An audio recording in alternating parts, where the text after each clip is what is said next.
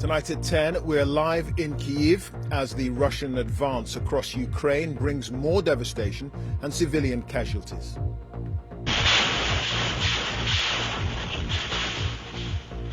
As fighting intensifies in the country's second largest city of Kharkiv, the president makes a direct appeal to Russian soldiers invading his country. Бросайте вашу технику и уходите. Drop your weapons and get out of here. Do not believe your commanders. Do not believe your propagandists. Just save your lives and go. Half a million have left Ukraine since the invasion began, with some cities witnessing a frantic scramble to escape. Police, again, are outnumbered, but they are doing their best. I've seen them go down there into the crowds and try and calm people. But it's very, very difficult given the volatility of the situation. What chance peace? Ukrainian and Russian officials hold talks on a ceasefire, but with no success, as President Putin rails against the West. The so-called Western community, as I called it in my speech, the empire of lies, is now trying to implement against our country. Meanwhile, FIFA and UEFA suspend all Russian football teams at country and club level from international competition. And Ukrainians in the UK prepare to return home to fight for their country.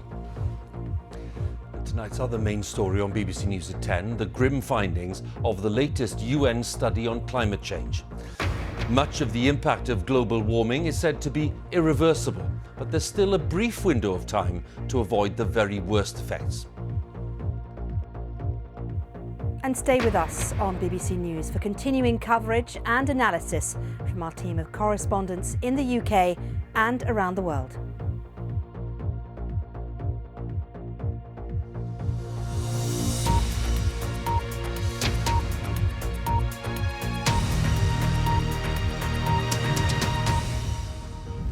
Good evening and welcome to the BBC News at 10, live from the Ukrainian capital of Kyiv.